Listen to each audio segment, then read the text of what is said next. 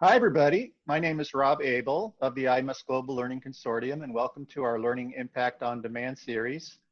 We're here to explore the topic of effective digital teaching and learning and what we're experiencing in light of the accelerated movement to online, virtual, and distance education in the age of COVID-19 and beyond. We're hearing from leading IMS members who are the smartest people on the planet when it comes to ed tech. Today we have a 10-minute leadership interview on this topic, and we're very, very pleased to have with us George Moore, who is the Chief Technology Officer at Cengage, a leading education and technology company serving higher education, K-12, professional, library, and workforce. Welcome, George. Thanks, Rob. Thanks for having me. Yeah, it's great to have you. So what we'd like to do here is really kind of hone in for the audience on really any insights you'd like to offer in kind of three parts. One is kind of what's happening right now, what we may have learned so far, what are some of the key things you're seeing. The second part will be what maybe will be different in the fall. And the fourth part might be what might be the lasting impact, all from your vantage point of obviously one of the leading content publisher providers. So let's start right in on the first part, which is, you know, what are we learning right now? What have we learned so far? What's been the highest priorities and the things that you're seeing in the marketplace?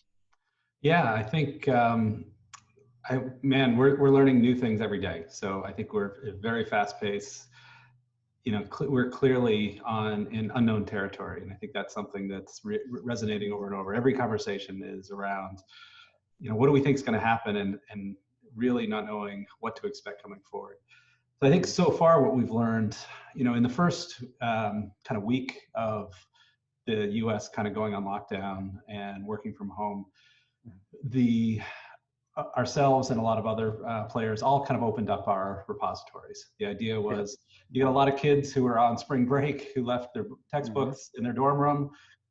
They have now found themselves into an online experience, and we wanted to make sure we got rid of the friction, and let's make sure people can finish what they started. So the courses that were already in production, let's make sure that we help them get through this. I think what we learned in that piece, in the first week, we set up over 44,000 new courses. Wow. And so that week, what really hit us was, you know, we forget how many of our professors are not working online. You know, most of our experience, most of our active conversations with the professors we work with are working in some sort of hybrid environment. But there's still this huge number of professors who are still using a physical textbook, kind of much more traditional modality. And those are the professors that really got caught kind of between the dock and the boat on, I wasn't ready, you know, this is something I've been holding off on, and now I am having to jump into it right away. And so what we see with them is really the preparedness and how I think step one was all of them said, yes, I have a LMS password. No, I haven't used it in a long time, and I don't know where it is, and do you guys know how to help me with that? So those 44,000 courses were all courses that they were mid-semester and didn't exist before. So it was a huge number. It was done in the first few days of that week. So I think what we learned there was just like everyone's jumping in with both feet. We need to get ready. And you know, I think the feedback of our whole overall population and our overall number of students who use our products is about 10 million. So out of those 10 million students, the professors, I think majority are telling us the kind of clues that they used to use in the pedagogy of how are we going to teach this and what are my processes in which I conduct my class. As much as the content's the same and the questions are the same and the kind of the objectives are the same, that this is a very surreal experience trying to teach in a synchronous or asynchronous manner where we're trying to do this online. Even with Zoom, which has been out, you know, a great help, and everybody, Zoom has exploded in the integrations we've done with Zoom and other video conferencing, that it's just not the same kind of meetings and same kind of classes. And so the tools that they need to bring to and the techniques they need to use are things that are very, very new. And so I think that's been the biggest learning, is we're all on uncharted territory, that the professors who had embraced technology definitely can help, but a lot of the ecosystem inside the schools is not quite mature enough to have the professors who needs help know how to find the professor who can give help. Right, So, right. yeah. Wow, 44,000 courses. That's an amazing number. So now we might have a little more time here to prepare to prepare for the fall. Not a lot of time, but what do you think it might happen there in terms of the kind of key practices that might be able to put in place, to really kind of help us do better in the fall and be more prepared? Yeah, I think probably the biggest conversation I'm having now, and we saw an announcement today from the California system about kind of planning on being online. I would say I'm having more conversations with schools saying, we still don't know. We don't know which way we're going to go. We need to stay on our toes, and we need to prepare to be online, but we're not ready to make that call.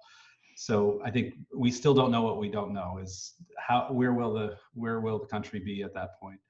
I think as we get into it, where most of the conversations are going is kind of breaks down into three different areas. One is just overall stability and performance. So I think when I'm working with Blackboard, they saw a 400% increase in usage in those first few weeks. So for the SaaS providers, it's complicated in that demand is going to explode. With that, unfortunately, their costs are exploding and not always their revenue is exploding. So working through relationships and how that's going to show up in the fall is going to be complicated, as all the companies are going to get stretched in different ways, both financially, technically, and just overall operationally. I think for schools, the ones who are still have on-premise hardware, this is now that ball lands in their lap, and how are they going to work through that? Right. I think the other big one that's really hitting us is how do you communicate with your students? If, we see this in our courseware on a regular basis, but when, an institution hasn't necessarily had to deal with this with their general population.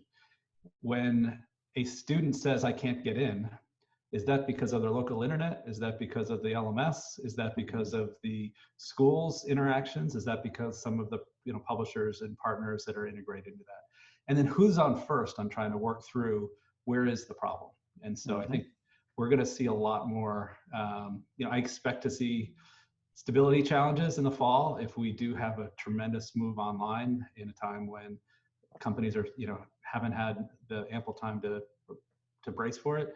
And then with those issues, it's all about how do you resolve them and get to the solution fast. So I think a lot of the conversations are, how do you quickly identify where the challenge is and then communicate to your population what to do? Is this log back in 5 minutes? We have a site where we publicly publish in 5-minute increments a status of our systems that is live, that's simulated from users around the world, simulate using our products. So anyone can go in and see, did one of these simulated users have a problem?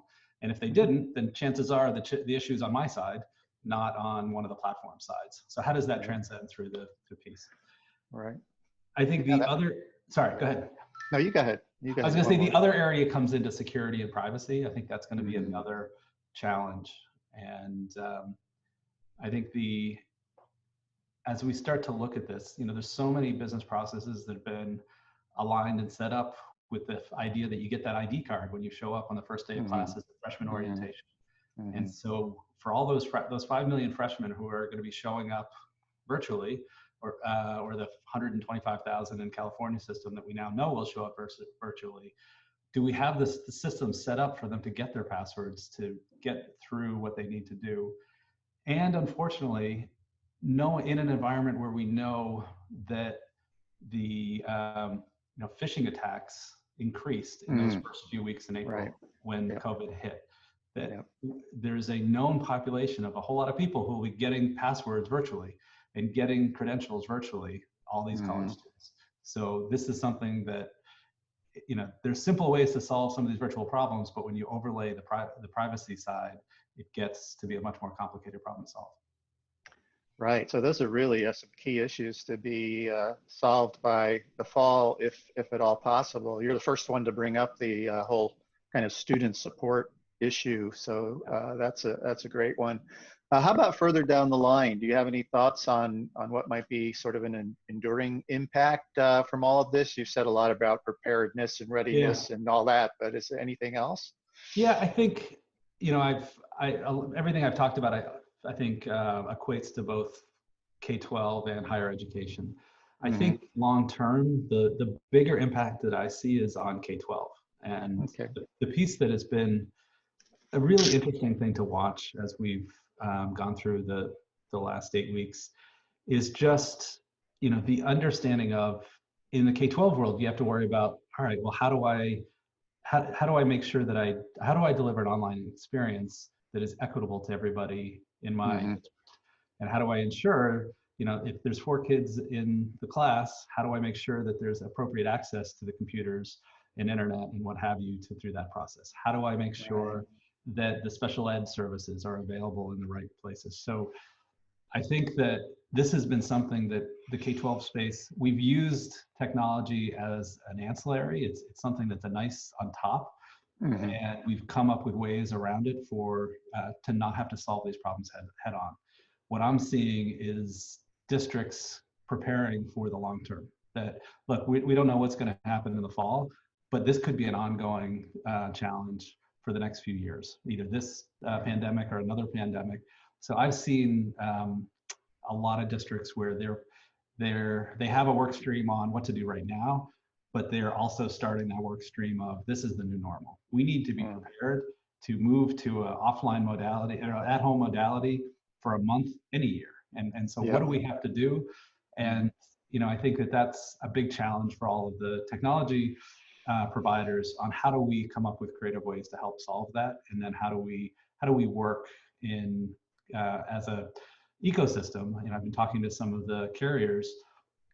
How do we? I've got AT&T and others have reached out and said, hey, you could offer service that's free for your solutions, but would still be a pay for. So you would be able to offer high-speed internet to a home for your content, but they wouldn't be able to use it for other content. So it's ways, creative Hmm. ways of getting that last mile connection to students in these situations. And these are the conversations we've had over the years, but there was never an impetus to really kind of work out why it was going to be done. And I think that impetus may be upon us.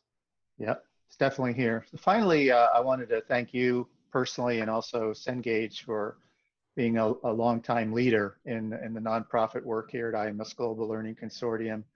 Do you have anything you'd like to say about the impact of the IMS work on what's Yeah. happening right now and in the future? No, look, I think been a big supporter. I think it's a really important component of ed tech and how we're engaging. I think, everything I've just talked about today and everything that I've been talking about day in and day out over the last few weeks the hard part has all been around partnerships and how we work together and how Mm-hmm. we make sure there isn't any of these solutions that solve 100% of the problem. And I don't ever see a time when that'll be the case. And so thankfully, I think the work that IMS has done to drive standards has allowed this not to be the major conversation, that I'm spending most of my time negotiating how we work with different companies, but Right. more about which Right. standards we're going to use and where do we see the gaps in those standards. So I think the work is super important, that we need to focus on getting that access, giving that equitable experience, and kind of lowering the bar of complexity for students and instructors and teachers around the world. And I think standards are one of the kind of major pillars in doing so. Well, thank you, George, for your insights, and Absolutely. thanks to our viewers for tuning in. And we look forward to seeing you back here for more of our series on highly effective digital teaching and learning. This is Rob Abel saying bye for now, and let's keep the learning going.